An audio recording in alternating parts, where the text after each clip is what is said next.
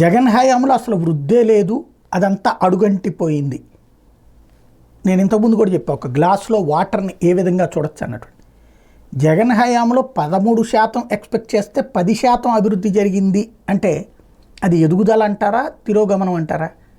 అంటే ₹1,00,000 సంపాదించాలనుకున్నాడు 90,000 సంపాదిస్తే అది సంపాదన అనాలా, లేకపోతే ఆశించినంత జరగలేదు కాబట్టి ఫెయిల్యూర్ అనాలా అన్నదే అర్థం కాంది. ఇప్పుడు తాజాగా 2022-23తో పోలిస్తే జిఎస్డిపి వృద్ధిలో 3.1% తగ్గుదల, తలసరి ఆదాయం 1.21% తక్కువ. ఇదేది 22-23తో. ఎప్పటితో పోల్చాలి?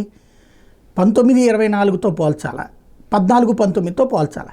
కానీ 1 ఇయర్ది లెక్క తీసుకుని పెట్టారు. వ్యవసాయం, పారిశ్రామికం, సేవారంగం గతేడాది రాష్ట్రంలో ఏ రంగం చూసినా వృద్ధి నేల చూపే. ఖచ్చితంగా అది నిజం. ఎందుకంటే లాస్ట్ ఇయర్ మనకి కరువు వచ్చింది, అలాగే వరదలు వచ్చినాయి. ఈ రెండింటి ఇంపాక్టు వ్యవసాయ రంగం కానీ పారిశ్రామిక రంగం కానీ ఇబ్బంది పడింది.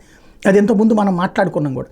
23-24 సామాజిక ఆర్థిక సర్వే గణాంకాలు ఇదే స్పష్టం చేస్తున్నాయి. 14-19 మధ్య తెలుగుదేశం పార్టీ ప్రభుత్వంతో పోలిస్తే 19-24 మధ్య వైకాపాయంలో జిఎస్డిపి, తలసరి ఆదాయం సహా వ్యవసాయం, సేవా రంగంలో వృద్ధి రేటు భారీగా తగ్గింది. 22-23 సంవత్సరంతో పోల్చిన 23-24లో వృద్ధి రేటు బాగా క్షీణించింది అన్నటువంటి పాయింట్ని ఇక్కడ హైలైట్ చేశారు. సుస్థిర అభివృద్ధి సూచీల్లో కూడా వెనకబడిపోయింది అన్నటువంటిది పత్రికల్లో హైలైట్ చేసినటువంటి పాయింట్. తమ పాలనలో వ్యవసాయం అద్భుతం అంటే 5 ఏళ్ల పాటు తమ భుజాలు తామే చర్చుకోవడం తప్పితే వాస్తవ ప్రగతి శూన్యం. రైతుల ఆదాయం, సాగు విస్తీర్ణం ఏటికేటు తగ్గిపోయాయి.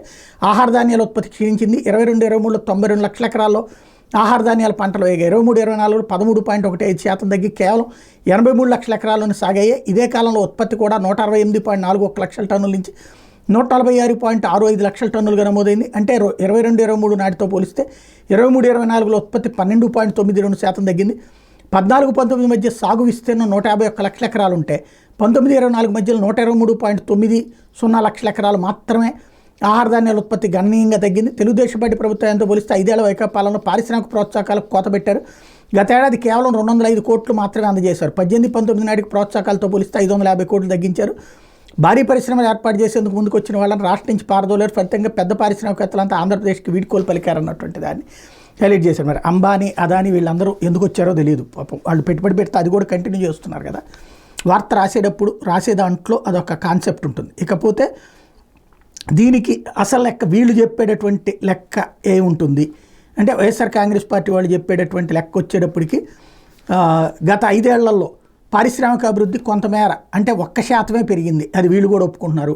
బాబు పాలనలో పారిశ్రామిక వృద్ధి 11.9%, జగన్ పాలనలో 12.9% అని ఈనాడే రాసింది అన్నటువంటి విషయాన్ని ఇక్కడ గుర్తు చేస్తున్నారు. తలసరి ఆదాయం 2018-19లో 154,031 అయితే 23-24 నాటికి 2,42,479 అని గుర్తు చేస్తున్నారు. దేశ జీడీపీలో ఏపీ జిఎస్డిపి వాటా బాబు పాలనలో 14-19 మధ్యలో 4.47% అయితే జగన్ పాలనలో అది 4.83% ఎగబాకిందని గుర్తు చేస్తున్నారు. 14-19 మధ్య బాబు పాలనలో పెరిగిన రాష్ట్ర ఆదాయం 6% అయితే 19-24 మధ్యలో పెరిగిన రాష్ట్ర ఆదాయం 16.7% అని గుర్తు చేస్తున్నారు. అభివృద్ధి కోసం అంటే మూలధనం బాబు పాలనలో 14-19 మధ్య ఏటా సగటున ఖర్చు 13,860 కోట్లు అయితే జగన్ పాలనలో 19-24 మధ్యలో 15,632 కోట్లని గుర్తు చేస్తున్నారు. అది కూడా 13,000 కోట్ల పోర్టు నిర్మాణ ఖర్చులు లెక్కించకపోయినా అన్నటువంటిది. ఇది ఇద్దరు ఎవరికి కావాల్సిన వాళ్ళు లెక్కలు చెప్పుకున్నారు. 23-24లో తగ్గిన మాట వస్తుంది, దాన్ని హైలైట్ చేస్తున్నారు. టోటల్ 19-24 లెక్క వేయాలని వీళ్ళు అంటారు. 14-19, 19-24 లెక్క వేయండి అన్నటువంటిది వాళ్ళు అంటారు. ఓవరాల్గా కంపారిజన్లో ఎవరికి కావాల్సింది వాళ్ళు మాత్రమే. రాష్ట్రం నాశనం అయిపోయిందని చెప్పే ప్రయత్నం తెలుగుదేశం అనుకూల మీడియా, రాష్ట్రం అప్పుడే బాగుపడింది ఇప్పుడు నాశనం అవుతుందని చెప్పే ప్రయత్నం వైసీపీ మీడియా చేస్తుంటాయి.